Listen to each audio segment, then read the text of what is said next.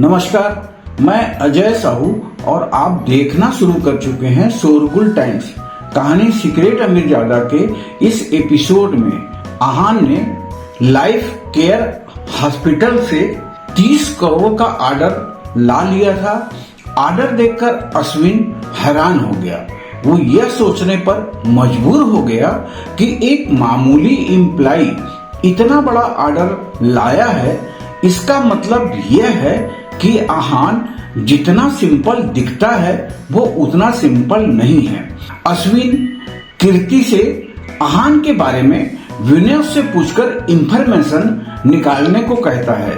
इधर life care hospital का order देने के बाद आहान ऑफिस से निकल जाता है। इस एपिसोड की शुरुआत कुछ इस तरह से होती है। चलिए अब जानते हैं इस एपिसोड में आगे और क्या कुछ नया होता है।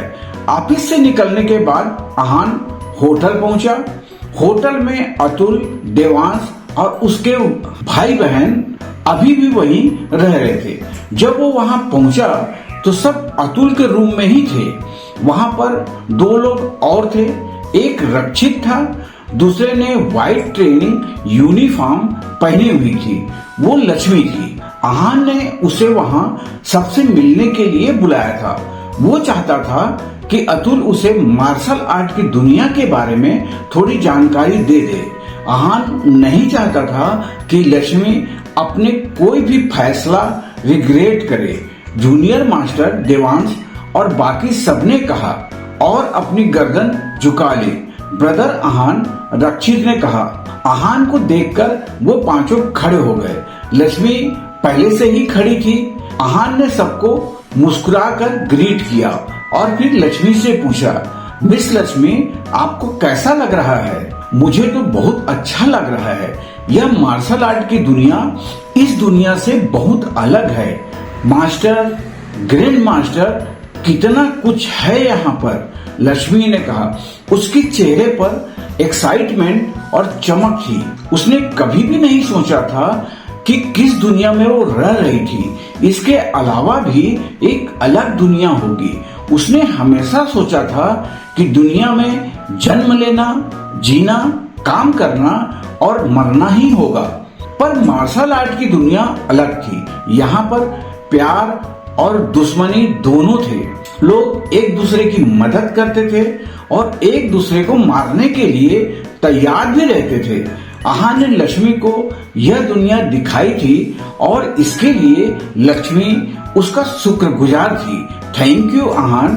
लक्ष्मी ने बहुत सीरियसली आहान को अपना ग्रेटिट्यूड एक्सप्रेस किया था।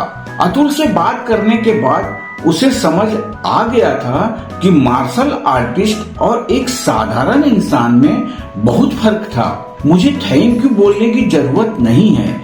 मैं भी तुम्हें वही कहूंगा जो मेरे टीचर ने मुझे कहा था। मैंने तुम्हें बस मार्शल आर्ट की दुनिया में आने का मौका दिया है। तुम इस दुनिया में अपनी अलग जगह बना पाती हो या नहीं, यह तुम्हारे हाथ में है, आहान ने कहा। अतुल ने तुम्हें समझा ही दिया होगा। मार्शल आर्ट में हर आर्टिस्ट का लेवल होता है और हर लेवल से पहले वाले से ज्यादा मुश्किल होता है। स्टेज 1 एंट्री लेवल होता है। इसके बाद स्टेज 2 जिसे पार करना बहुत मुश्किल है। फिर मास्टर और उसके बाद ग्रैंड मास्टर। हर लेवल का अपना एक चार्म और रिस्पेक्ट है। मास्टर बनने के बाद भी बहुत कुछ नया सीखना पड़ता है, तभी कोई ग्रैंड मास्टर बनता है, आहान ने समझाया। मार्शल आर्टिस्ट को यहाँ का रूल शिद्दत से फॉलो करना पड़ता है। तुम यहाँ का कोई भी रूल नहीं तोड़ सकती।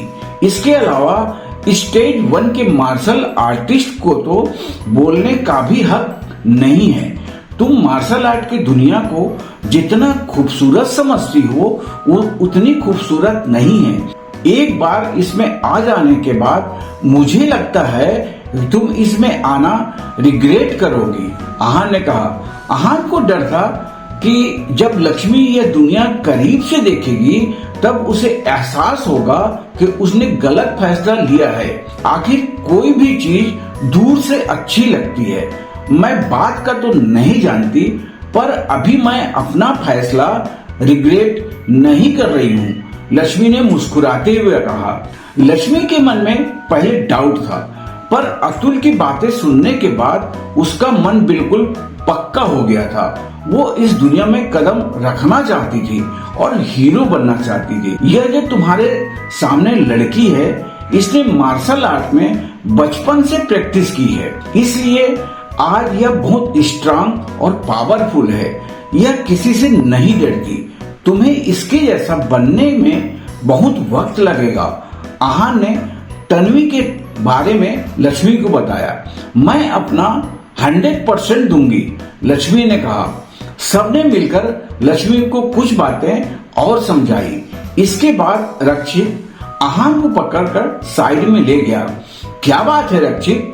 आहान ने कहा। मुझे तुमसे कुछ जरूरी बात करनी है, रक्षित ने कहा। वो लोग मनाली आ गए हैं, रक्षित ने कुछ सोचते हुए कहा।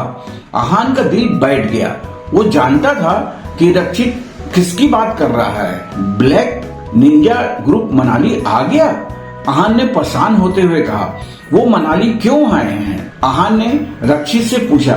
मुझे नहीं पता, इतना पता है कि जो आया है वो ब्लैक निंजा ग्रुप के मास्टर का लास्ट स्टूडेंट है, रक्षित ने जवाब दिया। मुझे हेडक्वार्टर से कल ही इंफॉर्मेशन मिली है। ब्लैक निंजा ग्रुप के हेड को मनाली चेंबर ऑफ कॉमर्स ने बुलाया है, एक एडवाइजर के तौर पर। सुना है 2 शहरों के कॉमर्स ऑफ चेंबर के बीच में सट्टे का कंपटीशन होने वाला है। रक्षित के पास जितनी इंफॉर्मेशन थी उसने बता दी। वो सट्टेबाजी में हिस्सा लेने आए हैं, आहान ने मन में सोचा। वो इतने बड़े मास्टर का लास्ट डिस्क्लिप था, वो इस काम के लिए तो नहीं आ सकता था। रक्षित, आपके पास कोई तरीका है जिससे वो मनाली में ही रहे? आहान ने कुछ सोचने के बाद बोला। उसकी आंखों में खतरनाक चमक थी। ऐसा लग रहा था जैसा वो उनसे लड़ना चाहता है। अगर आहान ने ब्लैक निंजा को मार दिया तो पूरा ब्लैक निंजा ग्रुप सदमे में चला जाएगा और उनके बीच हंगामा मच जाएगा। ब्रदर आहान, आप जो सोच रहे हैं वो बहुत मुश्किल है। ब्लैक निंजा को मारने के लिए बहुत प्लानिंग करनी पड़ेगी, रक्षित ने कहा। रक्षित अच्छे से जानता था कि आहान के मन में क्या चल रहा है। वैसे भी वो ऑफिशियल काम से आ रहा है। अगर हमने कुछ भी किया तो हम पर बहुत सवाल उठेंगे और जनरल पब्लिक को भी हमारे बारे में पता चल जाएगा, रक्षित ने आहान से कहा। यह सब सुनकर आहान नाराज हो गया। ऑफिशियल आइडेंटिटी के साथ जो भी आ रहा है उसके साथ कुछ भी नहीं किया जा सकता। रक्षित को जो बात परेशान कर रही थी वो यह कि ब्लैक निंजा में भी मार्शल आर्ट की तरह 4 लेवल होते हैं। जो मनाली आया था वो 10 साल पहले ही 2nd लेवल पार कर चुका था। इसका मतलब इस वक्त उसकी ताकत का अंदाजा भी नहीं लगाया जा सकता था।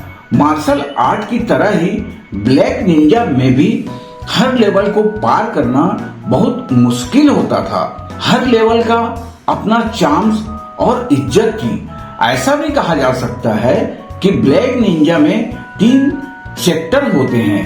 इन तीनों सेक्टरों के 3 लीडर होते हैं जो अपने आप को भगवान मानते हैं। ब्लैक निंजा ग्रुप ऐसा ग्रुप है जो साथ मिलकर काम करता है।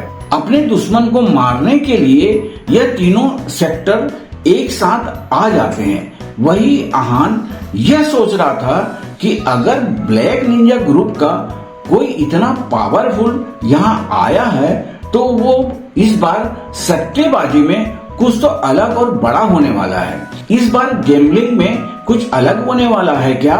आहान ने रक्षित से पूछा। हर बार के मुकाबले इस बार प्राइस थोड़ा ज्यादा है, लगभग 70 करोड़, पर उससे कोई फर्क नहीं पड़ता। वो यहाँ 70 करोड़ के लिए नहीं आया है, रक्षित ने कहा। अगर कोई और रक्षित की यह बात सुनता तो वो इसे पागल डिक्लेयर कर देता। 70 करोड़ के लिए भला कौन नहीं आएगा, पर आहान जानता था कि रक्षित सच बोल रहा था। वो ब्लैक निंजा था, वो भी मास्टर लेवल का। सिर्फ पैसों के लिए वो यहाँ नहीं आने वाला था। मार्शल आर्टिस्ट ने बहुत बार ब्लैक निंजा को मारने का प्लान बनाया था, पर वो कभी भी सक्सेसफुल नहीं हो पाए थे। ब्रदर आहान, एक बात बताओ, क्या ऐसा हो सकता है कि वो ब्लैक निंजा केशव आपके लिए यहाँ आया हो? रक्षित ने पूछा। मेरे लिए? आहान कंफ्यूज हो गया। उसे समझ नहीं आ रहा था कि रक्षित ऐसे क्यों बोल रहा था। मैं आपसे कुछ छुपाऊंगा नहीं। दरअसल कुछ दिन पहले चेंबर ऑफ कॉमर्स की मदद के लिए कोई नहीं आने वाला था, पर 3 दिन पहले कोई अनजान यहाँ आया था, जिसके कहने पर केशव यहाँ आने के लिए मान गया। रक्षित ने कहा, इसका मतलब यह था कि कोई मनाली में जासूस बनकर आया था और शायद उसे आहान के बारे में पता चल गया था, इसलिए केशव आने के लिए मान गया। आहान नारायण का स्टूडेंट था। अगर वो आहान को मार देते तो पूरा ब्लैक निंजा ग्रुप खुशी से नाचने लगता। इसका मतलब साफ था कि केशव अपने ग्रुप के साथ आहान के लिए ही आया था। आहान के चेहरे पर एक अलग सा एक्सप्रेशन आ गया। उसने सोचा कि जो ब्लैक निंजा से नहीं भिड़ेगा, पर यह तो खुद आहान को प्रवोक कर रहे हैं। ब्रदर आहान, यह सब मेरे अंदाजे हैं। मैं कुछ भी गारंटी के साथ नहीं कह रहा, पर मैं आपको एडवाइस जरूर दूंगा। आप कुछ दिन हमारे दिल्ली वाले ब्रांच चले जाइए, वहां पर आप आराम से सेफ रह सकते हैं। रक्षित ने कहा। आहान की सच्चाई बहुत कम लोग जानते थे। इसका मतलब यह नहीं था कि कोई नहीं जानता था। ब्लैक निंजा ग्रुप के जासूस बहुत स्मार्ट और तेज हैं। उन्हें इस बात का पता लगाने में ज्यादा वक्त लगने वाला नहीं था। मैं जानता हूँ रक्षित, आपको मेरी फिक्र है, पर मैं दिल्ली नहीं जाऊंगा, आहान ने कहा। रक्षित को आहान की फिक्र थी, इसलिए उसने आहान से यह कहा था। वार एलायंस भी आहान की मदद के लिए तैयार था, क्योंकि वो रक्षित का दोस्त था, पर आहान उसकी यह मदद नहीं लेना चाहता था। वो नारायण का स्टूडेंट था, इसलिए खतरे से डर कर वो भाग नहीं सकता था। वो किसी भी कीमत पर केशव के हमले का जवाब देना चाहता था। केशव ब्लैक निंजा को रिप्रेजेंट कर रहा था, वहीं आहान नारायण को रिप्रेजेंट कर रहा था। ऐसे में वो अपने गुरु की गर्दन नीचे नहीं झुका सकता था। यह लड़ाई जिंदगी और मौत की होने वाली थी। दोनों में से कोई भी पीछे नहीं हट सकता था। रक्षित ने कुछ नहीं कहा। वो जानता था कि आहान ही फैसला लेगा। आहान यंगेस्ट मार्शल आर्ट मास्टर था। इसमें कोई डाउट नहीं था कि वो 10वें मार्शल आर्ट ग्रैंड मास्टर भी बन सकता था। ठीक है, जैसा आपको ठीक लगे। केशव मनाली कल आएगा और यहाँ पर 15 दिन रुकेगा। इन 15 दिन में आप सेफ रहना। अगर वो यहाँ आपके लिए आया है तो वो आपको ढूंढने की पूरी कोशिश करेगा और आप पर भी अटैक कर सकता है, रक्षित ने कहा। रक्षित को सच में आहान की बहुत फिक्र थी। मैं अपना ध्यान रखूंगा, आहान ने कहा। आहान अपनी जिंदगी रिस्क में डालने वाला नहीं था। भले ही वो बहुत स्ट्रांग था, पर वो किसी को अंडर एस्टिमेट नहीं करता था। हम वार एलायंस भी 24 घंटे केसों के एक्शन और आप पर नजर रखेगा। मुझे जितनी इंफॉर्मेशन मिल पाएगी मैं उतनी आप तक पहुंचाने की कोशिश करूंगा, पर ज्यादा उम्मीद रखना बेकार होगा, रक्षित ने कहा। आहान के बारे में वार एलायंस में किसी को नहीं पता था, क्योंकि आहान चाहता था कि उसकी असलियत किसी को ना पता चले। वहीं केसों पर नजर रखकर इंफॉर्मेशन निकालना नामुमकिन के बराबर था, इसलिए रक्षित बस कोशिश ही कर सकते थे। एक बात और थी जिससे रक्षित परेशान हो रहा था। जो भी ब्लैक निंजा ग्रुप का इंफॉर्मेशन दे रहा था वो वार एलायंस में से ही था। इतने सालों में वो उस आदमी को अब तक पकड़ नहीं पाए थे। थैंक यू रक्षित, आपको परेशान करने के लिए मैं माफी चाहता हूँ, आहान ने कहा। इतने में आहान का फोन बजा। फोन पर हिमानी का नाम फ्लैश हो रहा था। आहान ने सोचा, हिमानी इस वक्त कॉल क्यों कर रही है। आहान ने जैसे ही फोन उठाया, किसी ने हड़बड़ा कर कहा, जल्दी यहाँ पहुँचो, कोई हिमानी के साथ जबरदस्ती कर रहा है और उसे वाइन पिला रहा है। वाइन पिला रहा है? आहान ने सोचा। तुम कहाँ से बोल रही हो? आहान ने पूछा। Red maple hotel, room number 888। उस लड़की ने कहा। वो लड़की शायद हिमानी की दोस्त थी, जो उसे लेकर परेशान लग रही थी। उसकी आवाज से साफ पता चल रहा था कि हिमानी किसी मुसीबत में थी। आहान ने फोन रखते ही रक्षित से पूछा, रेड मेपल होटल यहाँ से कितनी दूर है? बाय कार 20 मिनट, रक्षित ने कहा। क्या तुम मुझे वहाँ 10 मिनट में पहुँचा सकते हो? आहान ने पूछा। आहान हिमानी को लेकर बहुत परेशान हो रहा था। वो नहीं जानता था कि हिमानी किस मुसीबत में है और वो मुसीबत कितनी बड़ी है, इसलिए उसे ज्यादा बेचैनी हो रही थी। हाँ बिल्कुल, चलिए मेरे साथ, मेरी कार नीचे ही है, रक्षित ने कहा। उसने आहान की परेशानी देख ली थी, इसलिए उसने उससे कोई सवाल नहीं किया। ठीक है, आहान ने कहा। इस वक्त आहान रक्षित पर भरोसा कर सकता था। दोनों रक्षित की व्हाइट स्पोर्ट्स कार में बैठकर हेड मेपल होटल की तरफ रवाना हुए। रक्षित की कार लेटेस्ट मॉडिफिकेशन के साथ थी, इसलिए आहान को भरोसा था कि वो लोग वक्त पर पहुंच जाएंगे। क्या आहान टाइम पर हिमानी के पास पहुंच जाएगा? आगे जानने के लिए बने रहिए हमारे चैनल शोरगुल टाइम के साथ। बस इसी के साथ ही यह एपिसोड भी यहीं पर समाप्त होता है। इस एपिसोड को आगे बढ़ाते हुए कल फिर मुलाकात होगी। आज के लिए बस इतना ही। अब हमें कल तक के लिए इजाजत दीजिए। नमस्कार, धन्यवाद।